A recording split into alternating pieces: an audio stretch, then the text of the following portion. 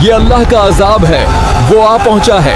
देखो, जमीन पानी उगल रही है और आसमान आग बरसा रहा है। देखो, मैंने कहा था, नूह की बात सच थी। तंदूर से पानी निकल आया है। भागो, ऊंचाई की तरफ भागो।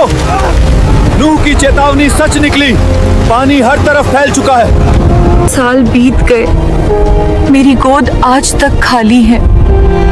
क्या हमारे घरों में कभी हंसी लौटेगी? अगर बच्चे नहीं हो रहे तो हमारे बुतों का इसमें क्या कसूर? 40 साल ये खामोशी नहीं थी, ये अल्लाह की तरफ से चेतावनी थी। ये अजाब नहीं है, ये चेतावनी है। अपने रब की तरफ लौट आओ। नूह, तुम भी तो हमारे जैसे इंसान हो, फिर हम तुम्हारी बात क्यों मानेंगे? ऐ मेरे रब, मैंने तेरा पैगाम पहुंचा दिया, अब फैसला तेरे हाथ में है। अल्लाह का अजाब आ पहुंचा।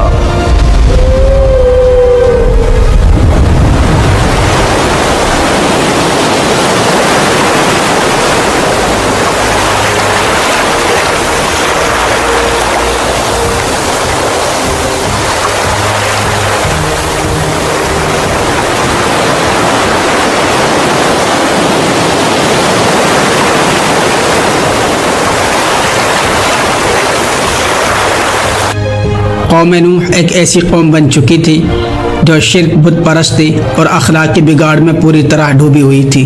अल्लाह को छोड़कर बुतों से उम्मीदें लगाई जाती थी। जुल्म आम था, हक बात सुनना बुरा समझा जाता था और जो नसीहत करे उसे मजाक बना दिया जाता था।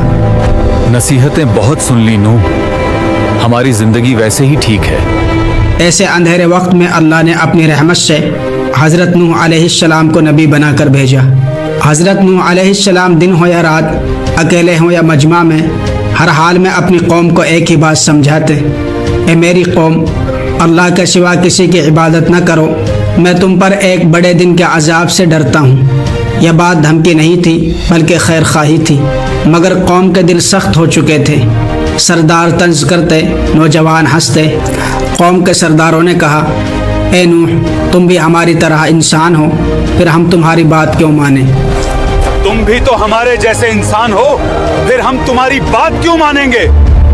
कौम नूह के मुसलसल इनकार पर भी अल्लाह ने फ़ौरन बड़ा अजाब नहीं भेजा, बल्कि अपनी सुन्नत के मुताबिक पहली हल्की पकड़ दी ताकि लोग समझ जाएं। पहली हल्की पकड़ 40 बरस की बांझपन की आजमाइश। यह अजाब शोर के साथ नहीं आया बल्कि खामोशी के साथ। 40 साल ये खामोशी नहीं थी, ये अल्लाह की तरफ से चेतावनी थी। एक साल गुजरा, घरों में बच्चे पैदा न हुए। दूसरा साल आया, फिर भी गोदे खाली रही। साल गुजरते गए, यहाँ तक कि 40 साल गुजर गए। औरतें बांझ हो गई, बच्चों की हंसी ख़त्म हो गई और घरों में सन्नाटा छा गया। वो आंगन जो कभी आबाद रहा करते थे वीरान हो गए, खिलौने मिट्टी में दब गए। नस्ल आगे बढ़ने का खौफ दिलों में बैठ गया। हमारी नस्लें आगे कैसे बढ़ेंगी? हज़रत नूह अलैहिस्सलाम ने इस आजमाइश को अल्लाह की तरफ से आखिरी अजाब नहीं बल्कि तंबीह बताया। उन्होंने कौम को उम्मीद दिलाई और अल्लाह की रहमत की तरफ बुलाया। हज़रत नूह अलैहिस्सलाम ने कहा, ए मेरी कौम, ये अल्लाह का अजाब नहीं बल्कि वार्निंग है। ऐ मेरी कौम, अल्लाह के सिवा किसी की इबादत मत करो, मुझे उस दिन का डर है जो सबको हिला देगा। अपने रब की तरफ पलटो, इस्तिग़फ़ार करो, अल्लाह तुम पर आसमान की बरकतें उतार देगा, तुम्हें औलाद देगा, तुम्हारी हालत बदल देगा। लेकिन एक सरदार ने कहा, ये सब कुदरती बातें हैं, इसमें नूह की बातों का कोई दखल नहीं। एक और नौजवान ने कहा, अगर बच्चे नहीं होते तो इसमें हमारे बुतों का क्या कसूर? अगर बच्चे नहीं हो रहे तो हमारे बुतों का इसमें क्या कसूर? यूं अल्लाह की दी हुई मोहलत और हल्की पकड़ भी उनके दिलों को न बदल सकी।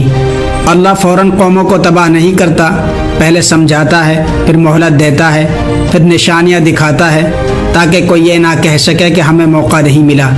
40 साल की बांझपन एक बहुत बड़ी तंबीह थी, मगर कौम नूह ने उसे भी नज़रअंदाज कर दिया। गाँव में खामोशी थी, घरों में सन्नाटा, दिलों में खौफ और फ़ज़ा में एक अनजाना सा बोझ था। हज़रत नूह अलैहिस्सलाम तन्हा खड़े आसमान की तरफ देखते हैं और अल्लाह से दुआ करते हैं, ए मेरे रब, मैंने तेरा पैगाम पहुंचा दिया, اب بھی اگر یہ پلٹ آئیں تو تو بڑا رحم کرنے والا ہے۔ اے میرے رب، میں نے تیرا پیغام پہنچا دیا، اب فیصلہ تیرے ہاتھ میں ہے۔ 40 برس کی بانجھپن کی آزمائش گزر گئی، مگر قوم نوح پھر بھی سنبھلنے کو تیار نہ ہوئی۔ دل وہیں کے وہیں رہے، بت وہیں کے وہیں، اور تکبر پہلے سے زیادہ بڑھ گیا۔ اب اللہ نے اپنی سنت کے مطابق دوسری تنبیہ بھیجی جو پہلے سے زیادہ سخت تھی، مگر ابھی بھی آخری عذاب نہیں تھا۔ یہ تنبیہ خشک سالی اور قحط کی صورت میں آئی۔ بارشیں آہستہ آہستہ کم ہونے لگی۔ پہلے ایک موسم گزرا، پھر دوسرا۔ آسمان صاف رہتا، بادل آتے تو صحیح مگر برسنے سے پہلے ہی بکھر جاتے۔ زمین پیاسی رہ گئی، کھیت سوکھنے لگے، اور چشمے جو کبھی بہتے تھے دھیرے دھیرے خاموش ہو گئے۔ کھیتی باڑی قوم نوح کی زندگی تھی۔ جب فصل نہ ہوئی تو گھروں میں فاقے آنے لگے، اناج کے ذخیرے ختم ہونے لگے، مویشی کمزور پڑ گئے، دودھ خشک ہونے لگا، اور بازاروں میں ویرانی چھا گئی۔ لوگ کہنے لگے پہلے اولاد رک گئی، اب رزق بھی چھن رہا ہے، مگر پھر بھی اکثریت نے اسے اللہ کی طرف سے تنبیہ ماننے کے بجائے قدرتی حادثہ کہہ کر ٹال دیا۔ اسی حال میں حضرت نوح علیہ السلام پھر اپنی قوم کے درمیان کھڑے ہوئے۔ ان کی آواز میں اب بھی نرمی تھی، مگر درد پہلے سے زیادہ تھا۔ نوح علیہ السلام نے کہا، اے میری قوم، تم کیوں نہیں سمجھتے؟ یہ قحط، یہ بھوک، یہ پیاس سب تمہیں جگانے کے لیے ہے۔ اپنے رب کی طرف لوٹ آؤ، اس سے معافی مانگو، وہ آسمان سے بارش برسائے گا، زمین کو زندہ کر دے گا، تمہاری تنگی آسانی میں بدل جائے گی۔ کچھ لوگ واقعی ڈر گئے، ان کے دل کانپ اٹھے، وہ آپس میں کہنے لگے شاید نوح سچ کہہ رہے ہیں، حالات دن بدن خراب ہوتے جا رہے ہیں۔ مگر قوم کے سردار آگے بڑھے اور لوگوں کو روک دیا۔ سرداروں نے کہا یہ سب نوح کا ڈرامہ ہے، قحط آتے رہتے ہیں، اس میں ہمارے معبودوں کو بدنام کرنے کی کیا ضرورت۔ نوجوانوں نے پھر مذاق اڑایا اور عام لوگ سرداروں کے پیچھے چل پڑے۔ یوں حق کی آواز ایک بار پھر دب گئی۔ قحط بڑھتا گیا، لوگ پانی کی ایک بوند کو ترسنے لگے، بچے بھوک سے رونے لگے، مائیں بے بس ہو گئی، اور باپ شرمندگی سے سر جھکانے لگے۔ وہی قوم جو کبھی طاقت پر ناز کرتی تھی اب کمزوری کے دن دیکھ رہی تھی۔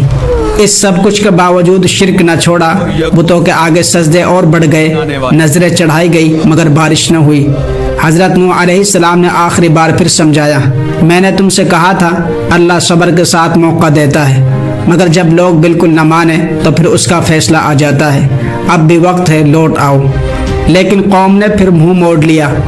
اس انکار کے بعد فضا میں ایک عجیب سا خوف پھیل گیا۔ ایسا لگنے لگا جیسے کوئی بہت بڑا واقعہ قریب آ رہا ہے۔ خشک زمین، خالی کنویں اور ساکت آسمان گویا گواہی دے رہے تھے کہ اب اللہ کا اگلا حکم آنے والا ہے۔ اللہ نے نوح علیہ السلام سے فرمایا کہ ایک کشتی بناؤ ہماری نگرانی میں اور ہماری بتائی ہوئی تدبیر کے مطابق۔ یہ حکم سن کر نوح علیہ السلام نے ایک لمحہ بھی سوال نہ کیا، نہ یہ دیکھا کہ ارد گرد پانی نہیں، نہ یہ سوچا کہ لوگ کیا کہیں گے۔ انہوں نے فوراً اللہ کے حکم پر عمل شروع کر دیا۔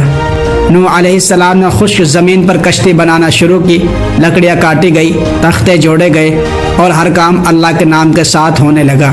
جب قوم نے یہ منظر دیکھا تو ہنسنے لگی۔ لوگ کہتے نوح پاگل ہو گیا ہے، خشکی میں کشتی بنا رہا ہے، یہاں کون سا طوفان آنے والا ہے۔ نوح علیہ السلام ان کی باتوں پر غصہ نہیں کرتے تھے، بس اتنا کہتے تھے آج تم ہم پر ہنس رہے ہو، کل ہم تم پر ہنسیں گے۔ کشتی بنتی رہی اور وقت قریب آتا گیا۔ پھر ایک دن وہ نشان ظاہر ہوا جس کا وعدہ کیا گیا تھا۔ زمین سے اچانک پانی ابلنے لگا، تنور سے پانی پھوٹ پڑا، آسمان پر بادل گہرے ہو گئے، بجلی چمکی اور زوردار بارش شروع ہو گئی۔ یہ معمولی بارش نہیں تھی، آسمان جیسے پھٹ گیا ہو۔ زمین نے اپنے خزانے اگل دیے، ہر طرف پانی ہی پانی تھا، پہاڑوں جیسی موجیں اٹھنے لگی۔ اللہ کا حکم آیا کہ ہر جانور کا ایک ایک جوڑا اور جو لوگ ایمان لا چکے ہیں سب کشتی میں سوار ہو جائیں۔ نوح علیہ السلام نے ایمان والوں کو بلایا، سب کشتی میں داخل ہو گئے، مگر کافر وہیں کھڑے رہے۔